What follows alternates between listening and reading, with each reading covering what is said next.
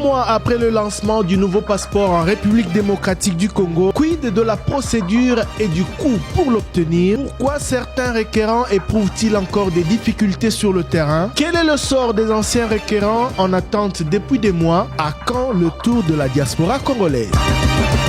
Édition spéciale ce dimanche 24 août après le journal de 13h avec Thérèse Kaikwamba Wagner, ministre d'État aux Affaires étrangères. Rediffusion le dimanche 24 août après le journal de 19h, après le journal de minuit et le lundi 25 août après le journal de 7h.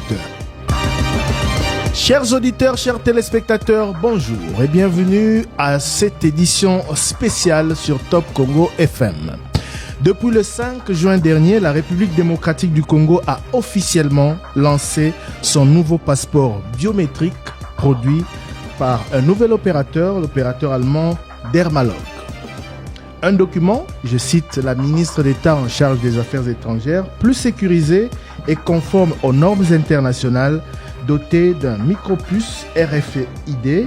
Cette initiative, a-t-elle souligné, vise à renforcer la sécurité des documents de voyage et à simplifier le processus d'acquisition du passeport en RDC, le nouveau document répondant aux exigences de l'Organisation de l'Aviation Civile, OACI, et intégrant des technologies avancées pour lutter contre la fraude. C'était des propos de Thérèse Kaikwamba Wagner tenus en mai dernier. Nous sommes très heureux justement d'avoir sur notre plateau la ministre d'État en charge des Affaires étrangères à qui je dis bonjour. Bonjour à vous. Madame la ministre, alors qu'on annonçait une procédure simplifiée, $75 seulement, j'ai envie de dire, à payer, toutes les opérations dématérialisées ou presque. Et sur le terrain, les équipes de votre ministère font face à de nombreux défis. Les requérants rencontrent quelques difficultés et beaucoup de Congolais, notamment ceux de la diaspora, se posent la question de savoir à quand notre tour. Tout à fait. C'est tout cela qui fera l'objet de notre émission d'aujourd'hui. Nous vous remercions sincèrement d'avoir répondu à notre invitation. De nombreux auditeurs d'ici et de la diaspora n'ont pas arrêté de nous poser des questions. Certains n'ont pas arrêté de se plaindre sur comment les choses se passent.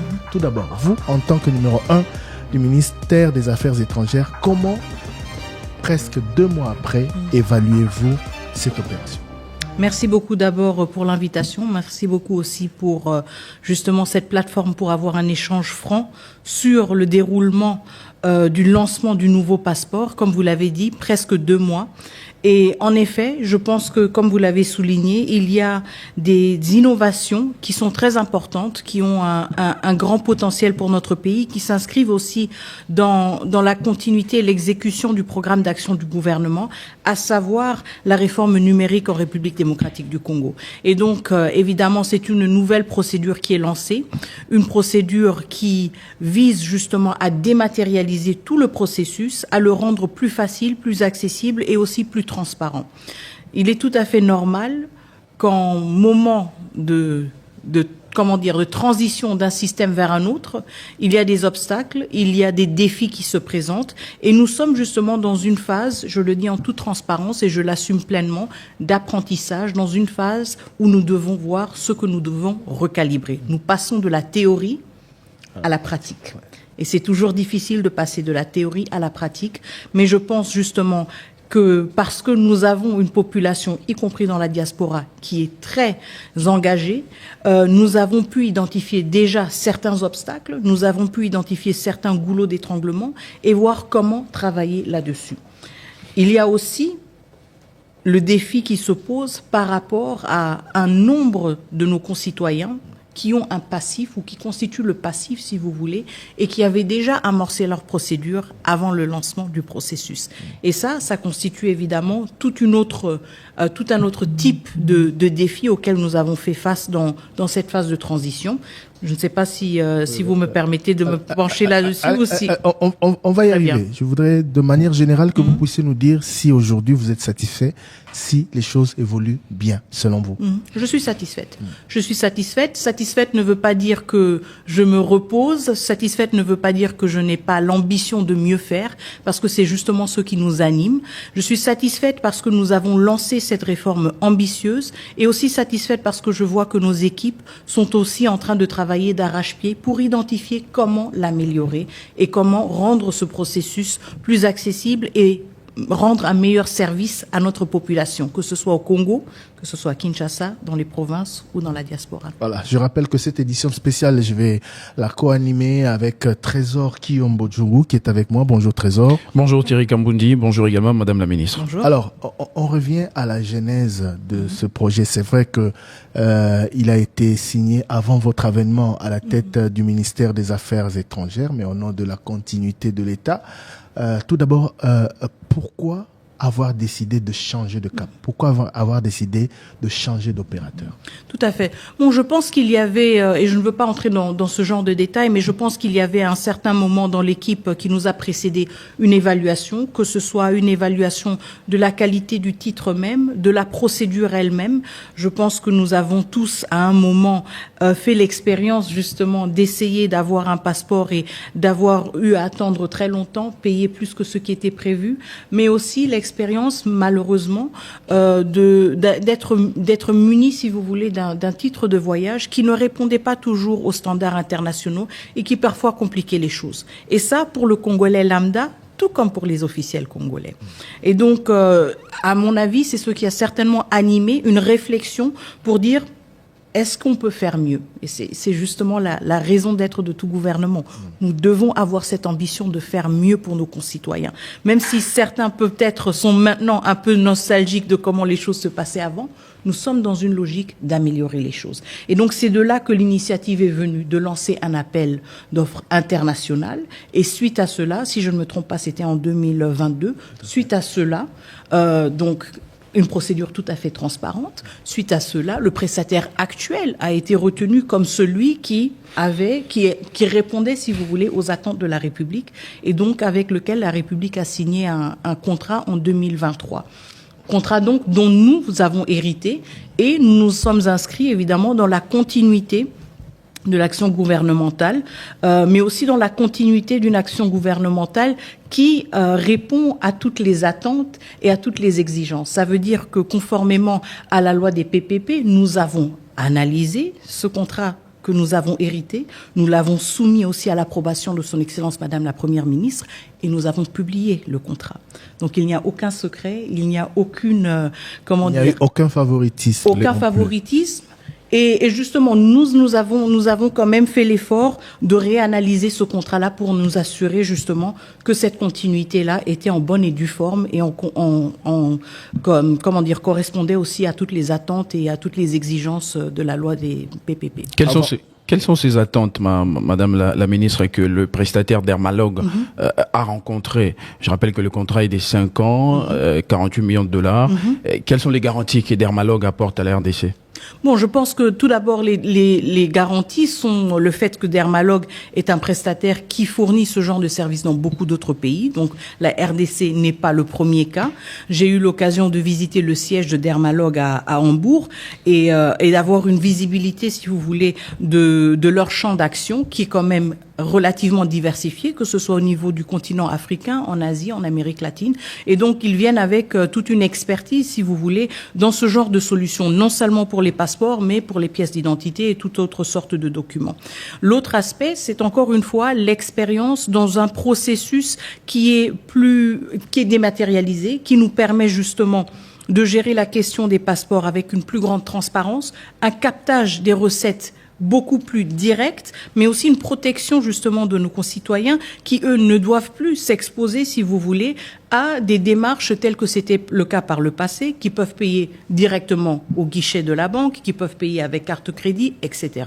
Donc une procédure en fait qui rend l'accès à ce service de base beaucoup plus direct et qui, nous le voulons et nous travaillons perpétuellement là-dessus, réduit toute interférence humaine. Alors, donc, le nouveau contrat avec Dermalog apporte une garantie de facilité, de rapidité, garantie de sécurité, garantie de conformité aux normes internationales et garantie de coût également. Et aussi, une dernière garantie, une garantie de durabilité et d'appropriation. Parce que c'est un contrat, en fait, il s'agit plutôt de 2 contrats. Donc, on a le contrat pour la production des passeports, tel que c'est le cas maintenant, mais il y a aussi un deuxième contrat de Dermalog qui prévoit l'installation d'une imprimerie en République démocratique du Congo. Et donc, nous nous projetons aussi dans une logique beaucoup plus durable, où nous ne restons pas dans une logique où nous avons un prestataire qui vient avec son équipement, qui vient avec ses équipes. Non, nous nous approprions les connaissances, la technologie et nous dotons la République et ceux qui viendront après nous pour servir la République des infrastructures nécessaires pour une continuité de ce service de manière beaucoup plus autonome au niveau de la République. Donc demain, on peut espérer, en des termes simples, que la République démocratique du Congo imprime elle-même, produise elle-même son passeport. Tout à fait. C'est dans quelle perspective? Alors, c'est dans la perspective, moyenne, lointaine? Je dirais dans une perspective moyenne, parce que nous sommes d'abord dans le lancement du premier contrat, qui est donc le prestataire fournit les passeports, l'impression des passeports, le renforcement de nos capacités. Et le deuxième contrat, donc ça veut dire une fois qu'on a aussi eu le temps d'évaluer le partenaire, une fois qu'on a eu le temps de recadrer peut-être certains éléments du contrat actuel, le deuxième contrat entrera en vigueur, si je ne me trompe pas, dans une période de 3 ou 4 ans. Et celui-ci prévoit justement l'installation d'une imprimerie et qui permettra donc à la République démocratique du Congo de se doter elle-même sur place. Tenue par des Congolais. Tenue par des Congolais. Parce que beaucoup de nos compatriotes se posent la question de savoir pourquoi la plupart de nos imprimés de valeur sont produites ailleurs ou par d'autres. Tout à fait. Et c'est pour cela que j'insiste sur la continuité de l'action du gouvernement, justement. Parce que ceux qui sont venus avant nous ont quand même eu cette projection-là, ont quand même eu cette anticipation-là de dire nous voulons rompre ce cycle. Et c'est pour cela que nous n'avons pas seulement un contrat qui prévoit la production de passeports, mais nous en avons un deuxième qui nous permet justement de rompre ce cycle et d'entrer dans une logique beaucoup plus durable, dans une appropriation totale par la République démocratique du Congo d'un aspect aussi critique que la production des passeports. Madame la ministre d'État, on va pénétrer la réalité sur le terrain. Tout Congolais qui vous rencontre aujourd'hui aura envie de vous demander, Maman ministre, comment obtenir le nouveau passeport? Passeport Yassika. Quelle est la procédure? Alors la procédure commence tout d'abord avec le NIF, le numéro d'impôt. Le numéro d'identité fiscale, excusez-moi. Le NIF est en fait un numéro central qui est remis à chaque individu, donc qui est vraiment individuel, qu'on ne peut pas partager à quelqu'un d'autre, qui constitue la première étape. Une fois que ce NIF a été constitué et que l'identité a été confirmée, vous sollicitez maintenant le rendez-vous pour la capture et pour les différents éléments. Donc vous remplissez le formulaire en ligne qui constitue tous les éléments d'identité pour votre passeport. Vous obtenez votre rendez-vous pour aller à l'ANR parce qu'encore une fois, il s'agit de quelque chose d'extrêmement sensible. Nous avons parlé de la sécurité. L'ANR, vous vous présentez à l'ANR pour confirmer l'identité, donc pour l'identification. Une fois que cela est fait, vous obtenez maintenant un rendez-vous pour aller, vous payez évidemment en ligne ou sur place au niveau du guichet de la banque vos 75 $. Excusez-moi, madame, vous allez un peu vite là, parce qu'on est en train d'expliquer ou de réexpliquer la procédure aux auditeurs. C'est le but de cette émission. Vous avez entièrement raison. Voilà. D'abord, avoir un numéro d'impôt. Tout à fait, le NIF. Oui, le NIF, c'est très important. Tout à Ensuite, remplir le formulaire en ligne. Tout à fait. Vous remplissez le formulaire en ligne et ça, c'est une étape très importante parce que vous devez vous assurer que toutes ces données sont bien remplies. C'est pour cela que moi, j'insiste toujours, justement, et sont bien les vôtres. C'est pour cela que je fais quand même un avertissement. évitez les intermédiaires, évitez les commissionnaires, évitez les soi-disant experts qui l'ont fait 1000 fois. Que quelqu'un ne le fasse pas à votre place. Justement. Et si, par exemple, c'est une personne âgée ou c'est un mineur, évidemment, quelqu'un de confiance de la famille peut le faire. Mais ne donnez pas ce pouvoir à quelqu'un d'autre. Donc, vous remplissez le formulaire avec l'identité, tous les éléments liés à l'identité. Ensuite, vous payez le passeport, $75. $75 à vous la le banque. payez à la banque, au guichet de Equity, ou vous payez en ligne, ou vous payez avec Airtel Money ou M-Pesa, hein, la téléphonie mobile. Une fois que vous avez fait cela, vous vous rendez au niveau de l'ANR pour l'identification. Avec votre récépissé ou votre preuve de paiement. Tout à fait. Ouais. Parce que l'ANR doit justement, on ne peut pas tous y aller, il doit y avoir un système de filtrage qui montre que la personne a complété telle et telle étape, elle est prête à être accueillie à la prochaine étape. Et donc l'étape de l'ANR confirme encore une fois votre identité, et une fois que cela est fait, elle donne le feu vert et vous procédez à la capture. Je pense que vous-même, vous avez parcouru ces différentes étapes. Et donc, la capture, elle est similaire à l'ancienne procédure, sauf que nous y ajoutons la capture de l'iris. Donc, il y a une photo de vous qui va être prise, parce que c'est la photo qui apparaît sur votre passeport, vos empreintes digitales qui sont enregistrées dans la micropuce et finalement, votre iris, qui est quelque chose comme une empreinte digitale aussi, qu'on ne peut pas falsifier et qui est unique au monde. Tout cela est capturé au niveau des centres de capture différents, que ce soit à Kinshasa, en province ou dans les ambassades. Une fois que cette capture a été faite, nous passons donc à l'impression. Vous attendez votre rendez-vous pour récupérer votre passeport au centre dans lequel vous avez fait votre capture. Et vous allez à chaque étape recevoir un message. Tout à fait. Et c'est pour cela, encore une fois, un commissionnaire, peut-être qu'il préfère attendre qu'il ait eu 5-10 messages de différentes personnes avant de vous dire la prochaine étape, vous pouvez y aller. Mais si c'est quelqu'un de confiance, il va vous le dire directement. Commissionnaire, si c'est votre téléphone, si c'est sur votre téléphone, vous allez le savoir. C'est pour cela que j'insiste aussi, pour que ce processus fonctionne, nous devons tous jouer notre rôle. Et c'est là où essayer de prendre des raccourcis ne nous aide pas. Madame. Ça ne nous aide pas non plus parce que ça ne nous aide pas à identifier les goulots d'étranglement et à y trouver des solutions. Ces commissionnaires, raccourcis. pour la plupart, viennent de votre ministère. Ce sont des agents du ministère des Affaires étrangères qui, pour certains, veulent perpétrer les anciennes habitudes, justement. Alors, je vais vous dire deux choses. La première, c'est que je ne pense pas que ce soit des agents des affaires étrangères. J'insiste auprès de tous les agents, depuis mon premier jour à la tête de ce ministère, nous voulons être un ministère professionnel, nous voulons être un ministère au service de la population congolaise. Donc, à mon avis, il ne s'agit pas d'agents des affaires étrangères. Mais, si il s'avérait, oui, évidemment, s'il s'avérait qu'il y a des dérapages, croyez-moi, ils seront sanctionnés. Vous avez mis en place un mécanisme pour vous assurer que ce ne sont pas des agents du ministère. Parce que si je veux avoir un passeport, je ne sais pas si je vais aller au ministère des Finances.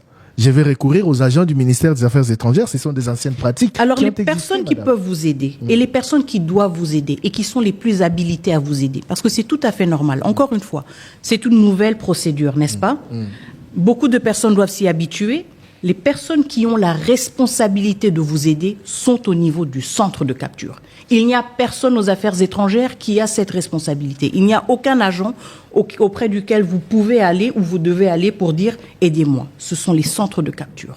Et les chefs de centres de capture doivent aussi veiller justement sur le professionnalisme de tous leurs agents pour que nous nous assurions que cet accès soit facilité, y compris pour ceux et celles qui ont des difficultés. Les agents du ministère des Affaires étrangères travaillent également au centre des captures. Évidemment. Ce sont les mêmes personnes qui nous retrouveront au ministère comme au centre. Oui, mais il faut faire une distinction. Agent des Affaires étrangères ne veut pas dire agent de la chancellerie et ne veut pas dire agent habilité et mandaté à faciliter l'accès à un passeport. Donc, encore une fois, nous avons fait une sélection rigoureuse des personnes qui animent nos centres et eux ont cette responsabilité et ce mandat-là. C'est pour cela que je dis, il ne faut pas aller juste aux affaires étrangères et dire agent XYZ, je le connais de je ne sais quoi, il va m'aider à le faire. Mais puisque certains agents véreux seraient également en train de nous suivre, quel message pouvez-vous leur adresser, puisque vous dites qu'en réalité, ils ne peuvent pas s'adonner à ce genre de pratiques, mais comme Thierry Kamboudi a rappelé, ça a toujours été ainsi avant que le système ne change. Une personne qui a besoin d'un passeport, contacter quelqu'un qui travaille aux affaires étrangères pour lui faciliter la tâche. Nous sommes au service de la population congolaise. Et quand on est au service de la population congolaise, on respecte les règles, on respecte les lois. Et c'est ce que j'attends de tous les agents. Alors, c'est ça le message que je peux donner et que j'ai la responsabilité de donner, mais aussi dont je dois aussi assurer la mise en œuvre et le respect absolu. J'ai posé une question tout à l'heure, madame. Est-ce que vous avez mis en place un mécanisme pour vous assurer que ces intermédiaires, ces agents véreux, entre guillemets, qui perçoivent au-delà du montant exigé par le gouvernement, une fois arrêtés, ne sont pas de votre ministère, ou s'ils sont de votre ministère, une fois arrêtés, seront mis hors d'état de nuire? Alors, tout d'abord, nous avons... Interne. Oui, en interne, nous travaillons étroitement avec l'administration, ça veut dire avec le secrétaire général, mais aussi mon cabinet, pour justement avoir des spot checks, comme on le dirait en anglais, donc des descentes spontanées sur terrain, mais aussi des échanges avec des requérants que nous rencontrons, et des réunions périodiques pour voir où sont les problèmes et où est-ce que nous avons justement des irrégularités. Et cela, on s'en rend aussi compte justement quand on analyse le processus vraiment de manière très détaillée.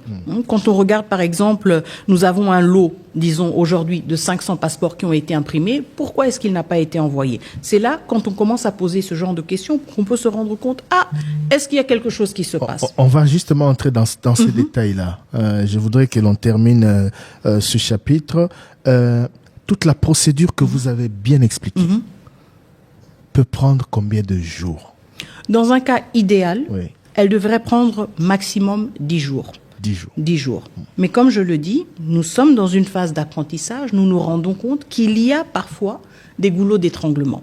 Je rappelle aussi une chose, et ça, je ne veux pas me dédouaner d'une responsabilité quelconque, mais c'est un processus aussi complexe. Pourquoi? Parce qu'il n'est pas uniquement entre les mains des affaires étrangères. On a parlé du NIF, qui est le point de départ, mais qui est au niveau de la DGI. On a parlé de l'ANR, et donc on parle en fait de plusieurs intervenants qui ont un rôle à jouer. Et donc notre responsabilité, c'est de prendre le recul nécessaire avec ces intervenants-là et d'essayer d'identifier où est-ce que on a des blocages. Parlons justement de la réalité sur le terrain. Le point des goulons d'étranglement évoqué par madame, vous avez parlé de l'ANR, c'est effectivement un goulon d'étranglement. Nous avons eu des témoignages des gens. Il a déposé le dossier, on lui demande de donner $10, puis $10 de suivi. Après, le suivi qu'il devait faire 10 jours a fait 20, 30. Est-ce qu'à votre niveau, même si ce n'est pas vous qui gérez directement ces services, que pouvez-vous faire ou qu'avez-vous déjà fait pour que ces goulons d'étranglement cessent d'étrangler? Alors, avant même le lancement du passeport, nous avons toujours travaillé en équipe multidisciplinaire. Donc ça n'a jamais été un projet uniquement des affaires étrangères où on a dit plus tard, il y a l'ANR aussi, il y a la DGI aussi. Et donc, je pense que nous avons déjà établi un esprit de corps, un esprit d'équipe dans cette équipe constituée des affaires étrangères, évidemment, mais aussi du ministère des Finances, de la DGI et du ministère de l'Intérieur et de l'ANR. Et donc, encore une fois, nous sommes dans une phase où nous nous rendons compte qu'il y a ce genre de problème. Évidemment que nous avons des échanges constructifs axés sur l'identification de solutions avec l'ANR pour trouver une solution. Parce que l'ANR a aussi tout intérêt à ce que cette procédure soit la plus fluide possible. Donc, tout ce que je peux dire, sans entrer dans les détails, c'est justement que nous travaillons étroitement avec tous les partenaires pour voir comment est-ce qu'on peut améliorer certaines choses. Le NIF, on s'est rendu compte au début que c'était tout à fait nouveau. Beaucoup peinaient vraiment à obtenir leur NIF. Certains avaient le NIF mais ne le recevaient pas. Et donc, c'est comme ça, justement, au fur et à mesure qu'on améliore toute cette procédure et qu'on a une meilleure visibilité sur ce qui ne marche pas et sur ce qui doit s'améliorer. Il y a certaines améliorations qui requièrent évidemment un travail un peu plus en profondeur. Voilà. Lorsqu'un dossier qui a suivi la procédure normale, au lieu de faire 10 jours, vous avez parlé des 10 jours, va quand même au-delà. Le problème se pose à quel niveau? Si la personne est passée par l'ANR, il a son numéro de NIF et tout le reste, le problème se pose à quel niveau? Pourquoi 10 jours après, je n'ai toujours pas mon passeport? Alors, Normalement, après l'ANR, la prochaine étape, c'est la capture. Et normalement, nous avons un délai relativement bref de 48 à 78 heures pour l'impression des passeports. Donc, il se peut qu'il y ait peut-être un afflux particulier, qui veut dire que nous accusons peut-être un retard dans l'impression des passeports ou dans la convocation des personnes au rendez-vous. Il y a aussi parfois les cas où les personnes ne se présentent pas nécessairement à leur rendez-vous. Et donc, ce sont justement toutes ces possibilités, si vous voulez, d'obstacles dont on se rend compte quand on passe de la théorie à la pratique. La théorie, c'est un schéma assez direct, mais la pratique, il y a tout cet élément humain qui rend le tout beaucoup plus complexe. Justement, parlant de la pratique, en des termes simples, comment vous vous êtes assuré avec votre collègue de l'intérieur que le requérant qui arrive à l'étape de l'ANR n'ait pas des frais à payer? Parce que la pratique évoquée par Trésor Kiyombo est dénoncée par beaucoup de requérants, soit pour que le dossier aille plus vite, soit pour, voilà, l'insampunda, comme on dit ici au Congo, je passe par l'ANR, il faut laisser quelque chose, ainsi de suite. Comment, jusqu'ici, près de 2 mois après le lancement de cette opération, vous êtes-vous assuré qu'au niveau de l'ANR, la procédure aille plus vite que d'habitude? Alors, ce dont on se rend compte maintenant justement dans certaines étapes, ce sont ces retards et ces interférences humaines. Et un des points sur lesquels nous voulons nous concentrer dans notre travail avec nos partenaires, y compris l'ANR, c'est comment fluidifier aussi à leur niveau la procédure. Donc, est-ce qu'il y a des solutions qu'on doit aussi appliquer au niveau de l'ANR? Vous voyez que je sors, si vous voulez, un peu de mon domaine à moi-même, si vous voulez, de ma chasse gardée. Et c'est là où j'engage la conversation, justement, avec le vice-premier ministre, ministre de l'Intérieur, avec l'AG de l'ANR, pour voir, écoutez, voici ce qui remonte, comment est-ce qu'on peut trouver une solution. Donc, nous sommes dans cette logique là justement de confronter, si vous voulez, ce qui était prévu à la réalité du terrain et de dire, écoutez, le chef nous a donné l'instruction, le passeport coûte $75. Nous ne voulons pas qu'il y ait des interférences quelconques. Il y a $1 de plus justement de dépensé par tout à fait. Un citoyen congolais. Mais nous observons qu'il y a quand même parfois des dérapages. Comment est-ce que nous pouvons verrouiller cela? Parce qu'à la fin, c'est de cela qu'il s'agit. Il s'agit de mettre en place des procédures qui verrouillent et qui empêchent cette interférence humaine, malheureusement, qui est un peu le résultat de certaines mauvaises pratiques que nous avons dans différents segments, si vous voulez. Madame la ministre d'État aux Affaires étrangères, après l'ANR, place à la capture, selon la présentation que vous avez faite ici. Et aujourd'hui, le problème, c'est au niveau de la capture. Les premiers à avoir obtenu ce nouveau passeport, j'en fais partie, ont été très vite pris en charge. Mais depuis, il y a tout le temps des problèmes de connexion. Je suis passé par votre centre qui se trouve, ou le point de capture qui se trouve au centre culturel sur le boulevard Triomphal, avant-hier, mais c'était un monde fou, impatient. Certains qui attendaient depuis des jours, qui ont été appelés, mais qui n'ont toujours pas été capturés. Il y en a d'autres qu'on appelle aujourd'hui, puis qui doivent revenir demain. Qu'est-ce qui se passe exactement au niveau de la capture? Au niveau de la capture, comme vous le dites, c'est le défi technique. Donc, comme vous le dites, on se rend compte que nos centres sont beaucoup plus sollicités et donc que nous devons accroître nos capacités techniques, y compris au niveau de la connexion, mais aussi justement dans une ville comme Kinshasa où beaucoup de nos concitoyens ont dû attendre très longtemps pour les passeports. On se rend compte aussi qu'il y a maintenant une hyper sollicitation, si vous voulez, de ce service, et ça veut dire qu'à notre niveau, nous devons davantage décentraliser l'accès au passeport. Vous devriez vous y attendre, madame. Oui, nous nous y sommes attendus. Je suis surpris que ça vous surprenne. C'était annoncé au départ, d'ailleurs. C'est pour cela que nous travaillons justement vers l'ouverture de centres supplémentaires. Donc pour l'instant, nous avons le centre ici à Infinity, nous avions le centre à Lina et le centre VIP au niveau des affaires étrangères, mais nous prévoyons aussi, dans les plus brefs délais, justement, l'ouverture de centres supplémentaires au niveau de Kinshasa, de 1, pour décentraliser le processus, et de 2, aussi pour désengorger le processus et pour permettre justement le traitement beaucoup plus accéléré de ces demandes. Et ces problèmes techniques, comment vous les expliquez? Alors les problèmes techniques, encore une fois, je pense que il y a des solutions techniques, c'est ça l'avantage au moins. Ça veut dire que nous devons voir comment accélérer notre connexion, par exemple, comment accroître l'équipement qui a été fourni et avoir un équipement plus performant. Et je pense que ça c'est quelque chose auquel nous pouvons trouver rapidement des solutions. Le problème, ce n'est pas la capacité d'impression. Non, ce n'est pas la capacité d'impression. Si justement vous avez un engouement pour la capture, ça ne veut pas dire qu'il y a un problème d'impression. Là, c'est l'engouement pour la capture. Mais pour ceux qui n'arrivent pas à retirer leur passeport malgré le temps on va y arriver, déjà passé. Arrêtons-nous d'abord au niveau de la capture. Parce que les problèmes se posent là avant d'évoquer l'impression.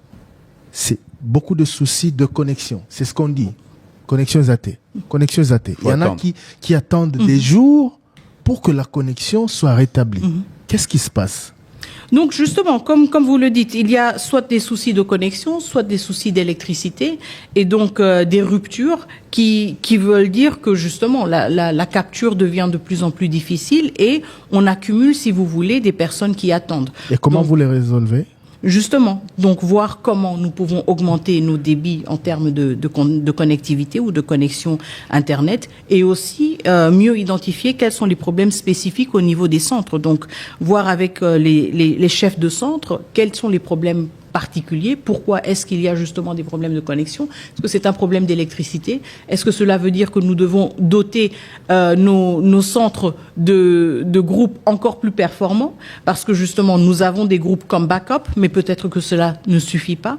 Et c'est justement dans cette logique-là qu'on doit voir comment on accroît Madame la ministre, la capacité. Ce sont des problèmes que vous avez déjà pris en charge ou ce sont des problèmes qu'on vous expose et vous êtes en train d'examiner comment les prendre en charge? Ce sont des problèmes que nous identifions au fur et à mesure et auxquels nous trouvons des solutions au fur et à mesure. Tel que là. Parce que comme vous l'avez dit vous-même, au début, la capture se passait sans problème quelconque. Donc vous voyez, avec l'afflux justement, on se rend compte que ce qui a été prévu n'était pas à la hauteur.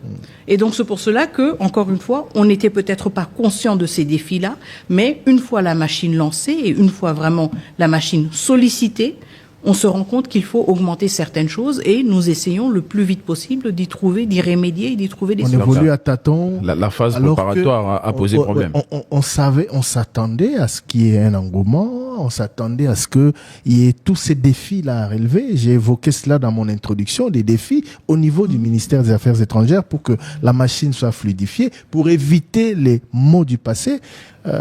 J'ai l'impression qu'on n'a pas anticipé, que vous n'avez pas anticipé tous ces problèmes et que vous êtes en train de les résoudre au fur et à mesure qu'ils sont posés. Parce que parfois on ne peut pas anticiper à une telle envergure. Ça, je le dis en toute transparence. Et encore une fois, quand vous imaginez qu'avant, nous n'avions qu'un seul centre de capture et que maintenant nous en avons 3 et quand même nous avons une saturation, cela veut dire quand même que la donne a aussi changé, que la sollicitation a changé. Et donc, peut-être que les estimations que nous avions, le point de départ que nous avions était tout un autre comparé à la réalité à laquelle nous faisons face. Je pense que l'essentiel ici, c'est quand même justement d'avoir une posture assez transparente et franche et de reconnaître et d'admettre qu'il y a des défis et d'y trouver des solutions.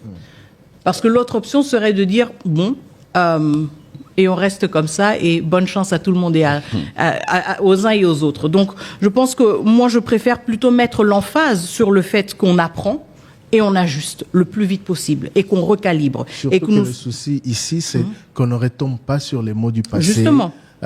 Qui ont un peu détruit l'image du ministère des Affaires étrangères au sujet de la délivrance des passeports. Alors, pour avancer sur cette question, qu'est-ce que vous pouvez passer comme message à tous ces compatriotes qui attendent la capture, qui sont au stade de la capture, qui attendent et qui rencontrent toutes ces difficultés? Vous leur dites quoi pour les rassurer?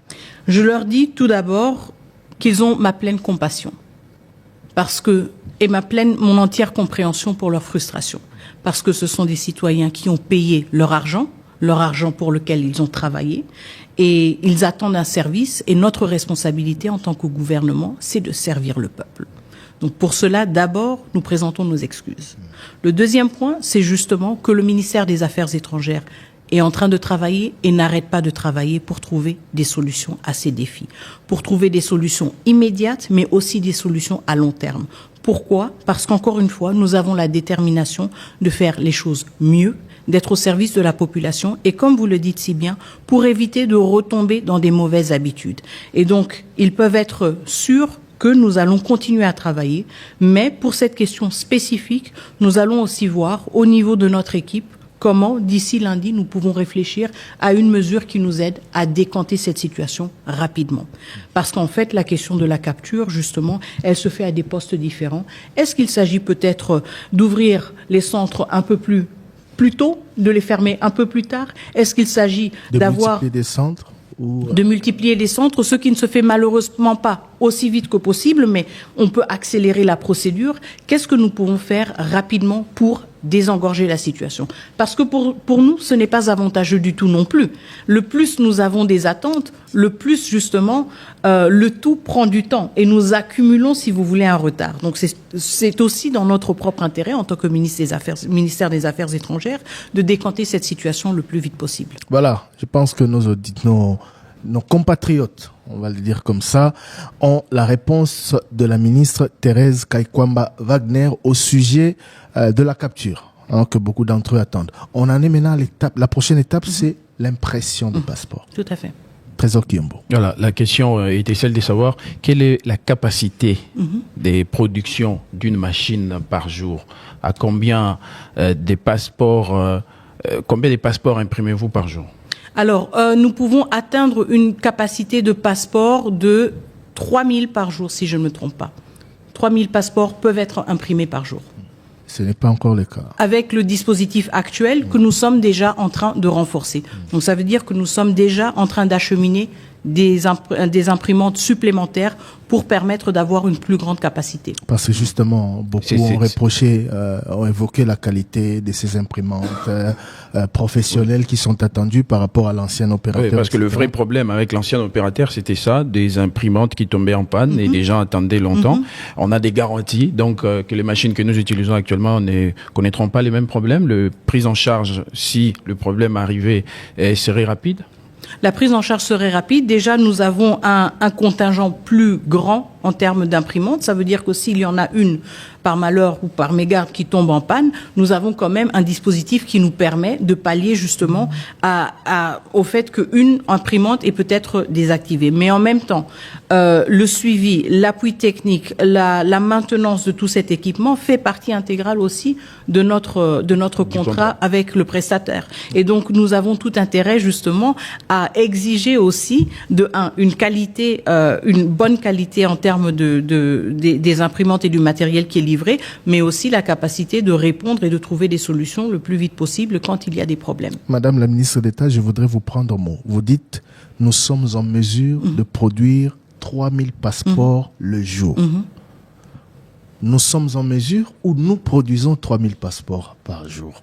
Bon, je devrais vérifier les statistiques hebdomadaires et les statistiques quotidiennes, mais je sais que maintenant, tout cela augmente au fur et à mesure. Encore une fois, c'est toute une machine qui doit être rodée, c'est toute une pratique, si vous voulez, à laquelle aussi on doit s'habituer, mais on peut voir, peut-être que je pourrais fournir des statistiques un peu plus tard.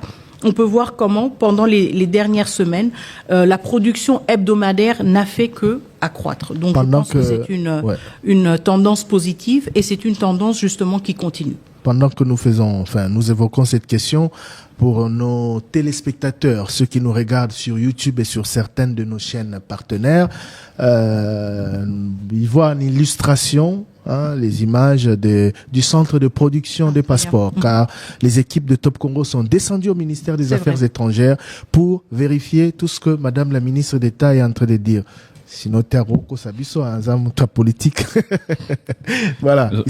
Nos équipes sont allées vérifier. Trésor Kiyombo. Oui, nous avons effectivement vu les machines. C'était les centres VIP. Les machines étaient en quelque sorte en pause, ou en réinitialisation en quelque sorte. Mais il y a des questions au sujet des requérants en attente. Tout à fait. Nous sommes arrivés aux affaires étrangères, nous avons vu des lots, des passeports imprimés, on nous a présenté des passeports des requérants, des passeports de l'ancien opérateur. Alors, il avait été annoncé depuis le 5 juin, que tous les requérants de l'ancien opérateur devraient obtenir des passeports du nouvel opérateur. Mais ça a pris du temps. Oui. Et devrait être Pourquoi? priorisé d'ailleurs, si j'ai bien lu le communiqué du ministère des Affaires étrangères. Voilà. Pourquoi ça a pris autant de temps? Alors, les requérants se sont fait enregistrer et ont fait leur capture dans le système de l'ancien prestataire. Et ce que nous avons eu comme défi, si vous voulez, comme défi technique, était de transférer toutes ces données, y compris justement les empreintes digitales, les photos, et nous assurer qu'elles répondaient aux critères et aux standards de qualité du nouveau prestataire. Donc transférer tout cela dans une nouvelle base de données et justement être en mesure d'imprimer ces passeports-là. Donc c'était tout un exercice, si vous voulez, technique qui devait se faire avec beaucoup d'experts et beaucoup d'expertise qui va bien au-delà de mes connaissances, connaissances spécifiques dans le domaine. Mais nous avons réussi, ça nous a pris malheureusement plus de temps que nous le voulions. Nous avons réussi à compléter une migration complète en fait, de la totalité des requérants qui avaient déjà fait leur capture. Et donc, nous sommes justement, comme vous avez vu aujourd'hui au Centre aux Affaires étrangères, nous sommes maintenant en train d'imprimer tous ces passeports-là. Donc ça, c'est, si vous voulez, la première catégorie des requérants, ceux qui avaient déjà fait leur capture. Et c'est pour cela qu'on les priorise, parce que les données sont là. Ceux qui avaient fait leur capture avant le 5 juin 2025. Tout à fait. J'étais en Le attente précédent opérateur. Tout à fait. Ils sont plusieurs dizaines de milliers. Quand Tout à fait. même, hein. Donc, leurs passeports sont déjà en train d'être imprimés. Et il y le avait nouvel une deuxième étape, si vous voulez, à franchir. C'était une étape liée aux finances. Pourquoi? Parce qu'il s'agissait maintenant de payer, si vous voulez, ce qu'on aurait payé à l'ancien prestataire pour ces passeports-là, au nouveau prestataire. On a dit Donc, qu'il avait bloqué les données parce que vous ne lui avez pas payé son Non, c'est pas vrai. Non, pas du tout. Il s'agissait justement de transférer, si vous voulez. Donc, l'État avait déjà perçu. Et donc, on devait faire justement ce recalibrage-là pour dire, nous avons perçu ces recettes et nous devons payer le nouveau prestataire pour ces passeports. Donc, ces deux étapes-là, une étape technique d'une migration des données biométriques des requérants et aussi justement l'exercice administratif, donc de payer le nouveau prestataire pour ces passeports, ont maintenant été franchis. Et c'était vraiment un travail de longue haleine, mais je peux dire maintenant que nous avons franchi ce cap, ce qui veut dire quoi?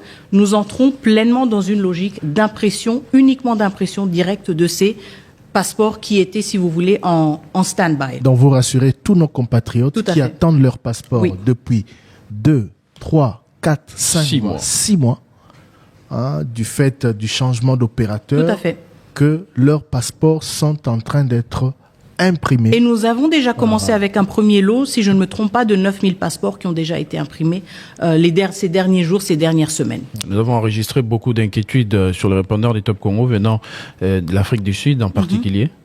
Et donc justement, c'était aussi un de ces aspects techniques dans la migration des données.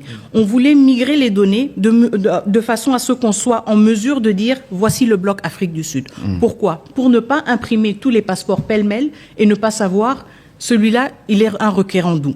Et donc, c'était aussi un des grands défis. Mais maintenant que nous avons fait tout cet exercice, nous avons migré, si vous voulez, en fonction des centres ou des lieux de capture. Et ça nous donne justement la possibilité d'imprimer le lot Afrique du Sud et de dispatcher directement ce lot-là de manière consolidée au niveau de notre ambassade. Donc les anciens requérants sont exemptés des autres étapes, des nouveautés telles que le numéro NIF.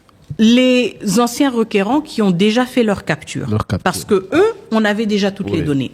Maintenant, la deuxième catégorie, ce sont les anciens requérants qui ont acheté leur formulaire, en attente de la capture. En attente de la capture. Et donc là, je pense que d'ici cette semaine, la semaine qui commence, nous allons publier la procédure justement facilitée et accélérée pour ces requérants-là, pour qu'ils puissent justement procéder le plus vite possible maintenant à la capture. Voilà, on va terminer sur cette question des compatriotes qui attendent depuis des mois, qui ont été pris en charge par l'ancien opérateur.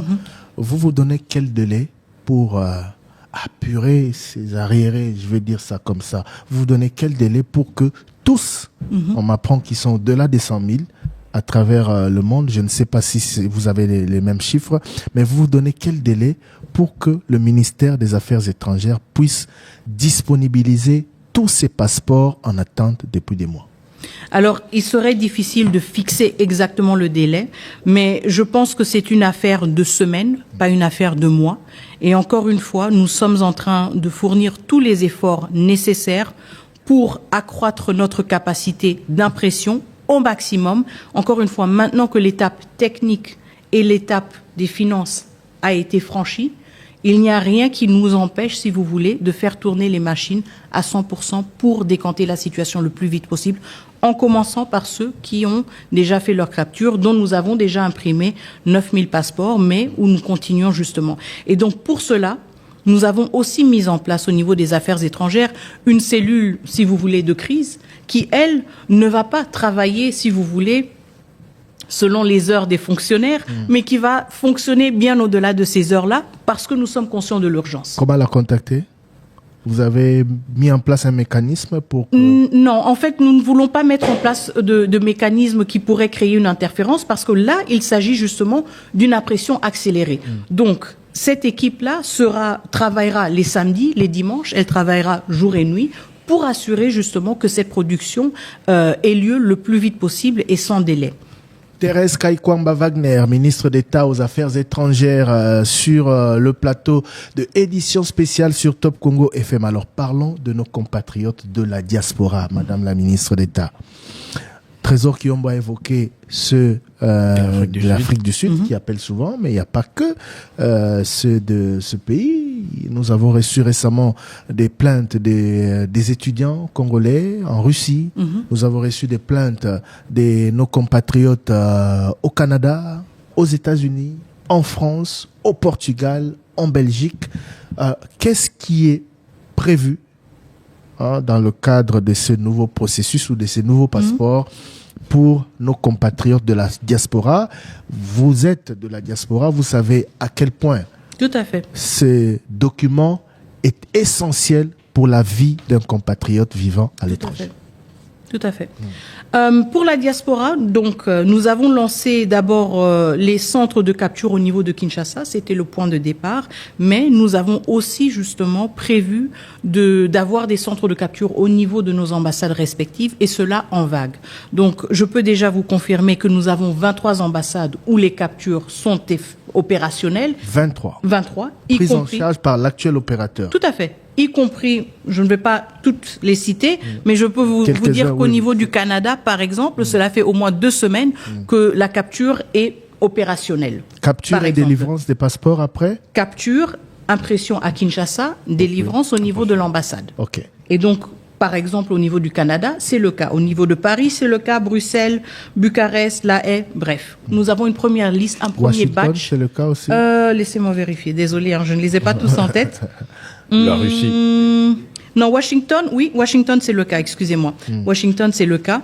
Et donc maintenant, nous avons le deuxième batch, si vous voulez, ou le deuxième groupe, le deuxième lot de nos experts au niveau de nos ambassades qui sont en formation au niveau de la centrale du prestataire. Donc il s'agit encore d'un lot de 23 qui sont en train de clôturer ou qui viennent de clôturer la formation et qui vont donc regagner leurs postes respectifs pour donc amener ce chiffre de 23 ambassades à 46 ambassades. Et ensuite, nous aurons la dernière phase avec les dernières ambassades qui nous restent et donc qui nous permettront justement d'avoir ce service aussi accessible à notre diaspora et non seulement au niveau de Kinshasa ou de certaines provinces. Donc, en conclusion, que nos compatriotes vivant à l'étranger se rassurent. Tout à fait. Que depuis 2 semaines d'abord, 23 ambassades. Plus de 2 semaines. Depuis plus de 2 semaines, 23 ambassades ont déjà commencé, organisent déjà des captures. Tout à fait. Et dans les prochains jours, Un nouveau groupe de 23. J'invite aussi, évidemment, nos compatriotes à consulter nos différentes plateformes sur les réseaux sociaux, que ce soit sur Twitter, X, Facebook ou TikTok, où nous publions justement de manière régulière. Mais si vous me posez la question, je me rends compte qu'on doit le publier peut-être de manière plus régulière. Oui, madame, oui. Cette information-là. Et communiquer davantage. Et communiquer davantage pour rendre cette information plus accessible. Vous êtes d'accord avec moi qu'au début, on s'attendait à une communication maximale. C'est vrai que sur les réseaux sociaux, ça a été assez. Vous avez assez matraqué bien avant le 5 juin. Mais par la suite, avec les difficultés qui arrivaient, on n'entendait pas. Il n'y avait pas de répondant du côté du ministère. Plus on communique, mieux les gens... plus on clarifie. Et plus on protège aussi les compatriotes, justement, de certains pièges peut-être qui peuvent être érigés ici et là. Donc je prends bonne note de votre recommandation et on va redoubler d'efforts par rapport à la communication, y compris une communication qui cible la diaspora davantage pour rendre ces informations plus disponibles. Mais déjà, entre-temps, d'ici le mois de septembre... déjà là, 23... nous serons à 46 ambassades. Ça sera 46 ambassades. Toutes les missions diplomatiques seront équipées quand?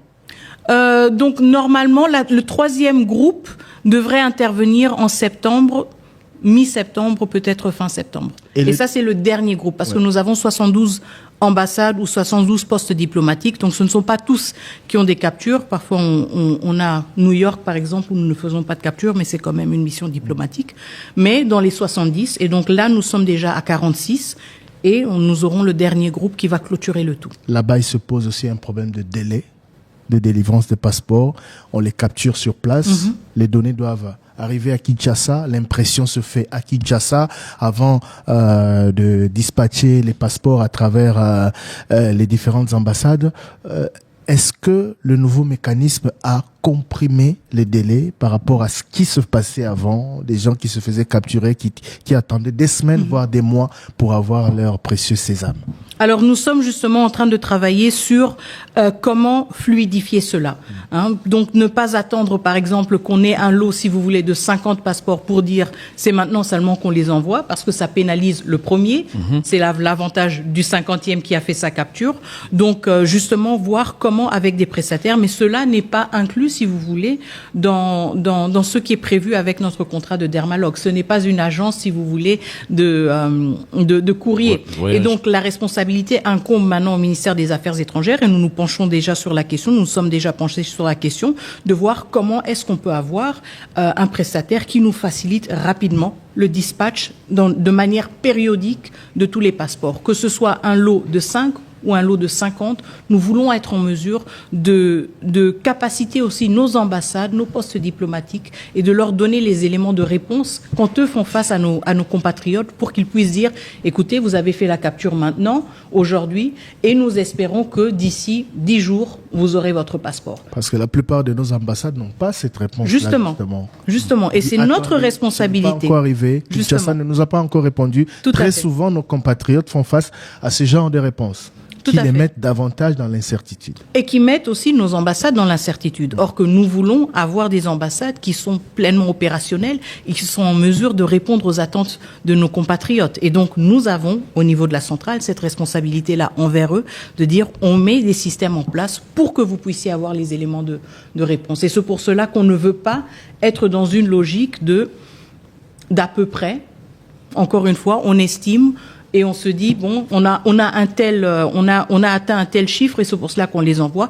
On veut avoir de la périodicité, on veut avoir de la prévisibilité, et on veut permettre à nos ambassades de donner des réponses à nos compatriotes. Vous êtes encore au stade de vouloir, madame. Vouloir, c'est pouvoir. Pourtant, on vous dit pragmatique. Moi, j'aurais voulu vous entendre dire nous faisons en sorte que, plutôt que nous voulons que les délais soient. Ça, ce n'est qu'un souhait. Et quand un politique vous dit nous voulons que, ça peut paraître comme... Alors, je prends bonne note. Peut-être que je devrais recadrer ma rhétorique. Mais vous savez, je suis pragmatique, c'est vrai. Mais dans mon pragmatisme, je préfère être prudente et je préfère justement être transparente. Merci. Donc, vous aurez rarement de ma part une confirmation sans pour autant que j'ai la preuve. Et c'est pour cela que quand je vous dis que nous voulons, quand je vous dis que nous travaillons vers quelque chose, je le dis en toute transparence, je l'assume, nous sommes en train de travailler. J'espère que la diaspora congolaise à travers le monde est rassurée, mais elle le sera davantage lorsque tout ce que vous avez promis se matérialisera. Tout à fait. On a quitté le Congo pour l'étranger, mais on va revenir au Congo pour terminer cette édition spéciale. Excusez-nous de vous prendre plus de temps parce que il y a une information importante à signaler. Le Congo, ce n'est pas que Kinshasa. Tout à fait. Le Congo, c'est aussi les autres provinces. Et récemment, le ministère des Affaires étrangères a publié un communiqué pour annoncer l'ouverture des points de capture à Mbuji-Mayi, Kolwezi, Lubumbashi, si j'ai oublié certains. Kindu, Bunia et Kisangani. Bunia et Kisangani. Ça fait déjà 6. Ouais. Est-ce que ces centres, d'abord, sont opérationnels? Et puis, pourquoi seulement 6 alors que on a 26 provinces? Alors, 6, d'abord, encore une fois, c'est la même logique que dans le cadre des ambassades. Donc, nous procédons de manière séquencée. Donc, 6, c'est la première séquence. Je peux aussi vous dire que le prochain lancement se fera aussi dans un groupe de 6. Ça veut dire Kananga, Iziro, Matadi, Kalemi, Kamina et Bukavu. Ou plutôt, Bukavu, on est en train de trouver une solution. Donc, ça veut dire que en fait, nous sommes en train de prendre possession des anciens centres de capture, qui sont donc, réaménagés et qui vont servir, encore une fois, à la capture comme c'était le cas par le passé. Donc, ce que nous sommes en train de faire, et ce qui est peut-être parfois plus facile dans certains centres, c'est justement de les relancer parce que les infrastructures sont encore à la hauteur, etc. Et pour les provinces, justement, puisque nous en avons bien plus que 12, pour les autres provinces, nous devons aussi, de manière graduelle, voir comment nous pouvons installer des centres. Mais nous sommes dans une logique où nous bâtissons d'abord sur ce qui avait été fait par le passé, et donc nous nous assurons que les infrastructures sont encore à la hauteur, nous formons le personnel qui va animer ces centres, et nous déployons ce personnel. Alors, un dernier mot. Je voudrais que vous puissiez le placer en langue nationale. Beaucoup disent que Maman Wagner a l'obalinga la thé. Abundaka, amekaka. Au moins, amekaka. Alors, Maman Thérèse Kaikwamba, to sali émission mobimba pour n'olobela l'ixolo ya passeport. Document ya motuya pona bana mboka nyonso ezala o bavandi na mboka ezala o bavandi libanda. Uto le 5 juin gouvernement alobi na bimisi passeport ya sika bosomba yango na talo mokie $75 président alobaki on a conseil des ministres emoko ezalaki 99 ekomi 75 sécurité eza garantie et puis ezo remplir ba normes internationales eza passeport biométrique. Mais na terrain depuis le 5 juin ba kokoso ekomi ebele au risque ya lobisa batuke opérateur a changé mais bizale les changer na hoté komika faut laisser il faut boy merci ndengo na Top Congo pour ça ba éclaircissement au lobby on a français mais na lingala to retenir nini par rapport à ba difficulté to retenir nini par rapport à bateau yo basi ba capturer ki banda kala banda ba sanza ebele bazaye kozela to retenir nini pona bandeko ya diaspora. Alors tout d'abord pona bandeko bazozela d'abord na bandana bango parce que na yebi que frustration eleki bazozela tango ebele mais na lingi na yebi sa bango solution ya ba problème tozalaki nango e monani. Donc neti ndenge solution ici e monani nazo senga bango moi patience parce que siko tozo kota na phase ya mise en œuvre. Donc impression ya ba passeport ya batu oyo bazala ki kozela capture ya bango pe et ko salama rapidement dans les prochaines semaines et ozala priorité pour na biso bana mboka na libanda na diaspora na biso na sina lobi yango tozo salango na bavague to bandi na ambassade 23. Je suis désolé les chiffres en lingala. Comprenez mon émotion. Mais aussi to bandi na groupe ya 23. Bruxelles, Paris, Canada, Washington 23 ambassades déjà babandi au sali ça ba capture. Justement. Toko continuer dans 23 groupe ya 23 na prochaine semaine bako bandape ba capture. Tout ça net une église place au kokité na français ngana osungo comme interprète na lingala. Donc 23 déjà ça va. Justement. 23 musu sezo bakisa. Justement. Na soukape to aussi les ambassades nyoso. To zana ambassade 72. Donc na septembre objectif na biso eza vraiment ba ambassade nyoso bazana capacité ya kosala capture. Et rassurer bande kwa diaspora que ba pasteur et ba na kokoma na moi mlobango par rapport à nde bazela. Justement parce que objectif na biso pe eza ko installer système ya envoi ya ba passeport ezala bi hebdomadaire donc aux éli sans ami balé ba passeport nyoso yé ezala na Bruxelles ezala na Paris comme ça attente ezala moulaï li sous-souté. Voilà et pour na ba difficulté aux a rencontré ça olobani na bandeko balandi. En tout cas, naïbi que eza pas si pour na biso nyonso. Pourquoi? Parce que eza système yasika. Donc nazo sengape banamboka bazala na moi patience na biso, mais bangope basala procédure nenge et sengeli. Donc si vous avez des problèmes, mutumoko asali sabino, mais kopé sambongo te, kokende pas commissionnaire te, kokende pas intermédiaire te, ça la procédure na yo na kimia na transparence. Mais biso pe tozana musala. Biso na ministère des Affaires étrangères musala na biso eza kokita na ba centre, kokita na ba na ministère des Affaires étrangères, tout na pe batu problème eza nini et tout mona ba solution. Na ministère intérieur pe pour un problème justement. Donc pour tozo solo la pour justement ba problème wana nyoso tozo yoka et si là. Merci beaucoup. Batu bakanga iguta pour ministre balingala te bo échouer parce que alobi lingala et puis alobi alobi madame. Tant soit les Christian nous Merci, j'ai vu des gens très stressés tant on a tenu question na lingala. Merci infiniment. Merci à Madame la ministre d'État aux Affaires étrangères Thérèse Kaikwamba Wagner, merci d'avoir accepté de vous soumettre à cet exercice de redevabilité. On a parlé délivrance du nouveau passeport congolais. On espère vous avoir sur ce même plateau pour évoquer d'autres questions liées au secteur que vous gérez au nom de la République. Mais en tout cas, nous avons fait le tour, je l'espère, de cette question, de cette épineuse question du passeport. Grand merci à vous de nous avoir suivis. L'édition spéciale se termine ici. Prochain rendez-vous la semaine prochaine avec un nouvel invité. Merci à Trésor Kiyombo qui m'a accompagné et aux équipes techniques à la régie. Merci également. Grand merci aux équipes de la ministre d'État aux Affaires étrangères qui nous ont facilité le tournage de cette émission, qui ont été très très professionnelles et surtout très réactives. On se retrouve donc très prochainement sur Top Congo FM, la fréquence utile.